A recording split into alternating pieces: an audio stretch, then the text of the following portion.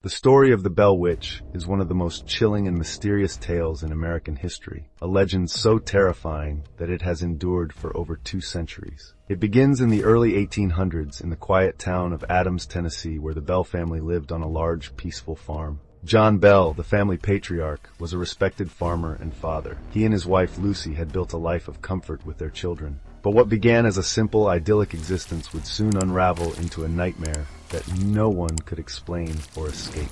At first, the disturbances were small, almost unnoticeable. The family heard faint tapping on the walls of their home late at night. It was easy to dismiss these noises as the creaks and groans of an old house, or perhaps the mischief of woodland animals. But as days turned into weeks, the noises grew louder and more persistent. Scratching sounds emanated from within the walls, and disembodied whispers floated through the air. The family began to feel an uneasy presence in their home, an invisible force that seemed to watch their every move. One evening, John Bell was startled to see a strange animal in his cornfield. It had the body of a dog, but the head of a rabbit, an unnatural creature that defied explanation.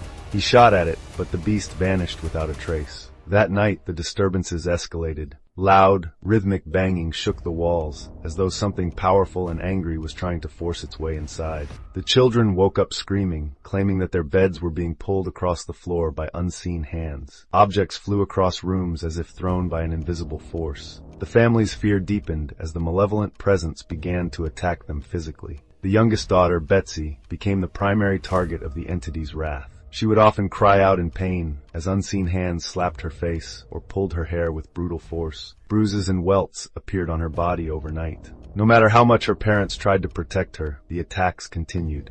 The family prayed for deliverance, but their pleas seemed to fall on deaf ears. The presence, which they began to call the witch, only grew stronger, more confident, and more terrifying. The Bell family turned to their neighbors for help, and soon the entire community became aware of their plight. People from miles around came to witness the strange phenomena for themselves, and the witch did not shy away from an audience.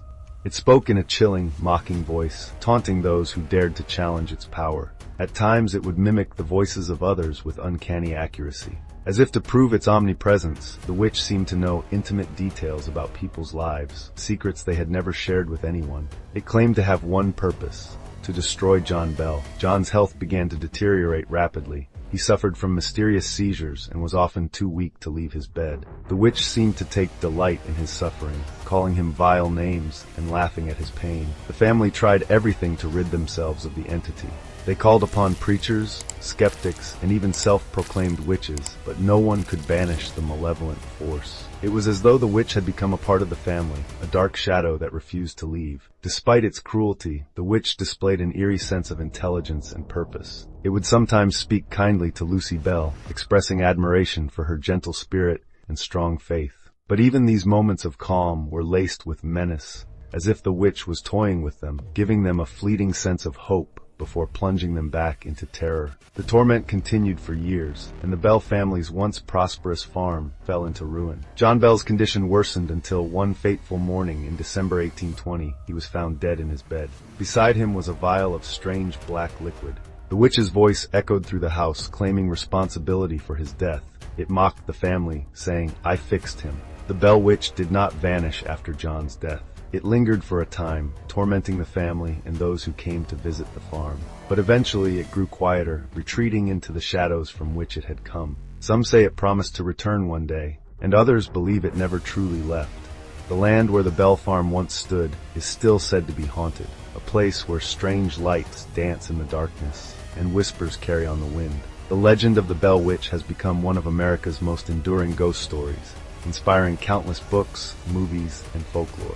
Was it the work of a vengeful spirit, a demon, or something else entirely? No one knows for sure. But one thing is certain: the tale of the Bell Witch is a chilling reminder that some mysteries are better left unexplored, and some doors are best left unopened.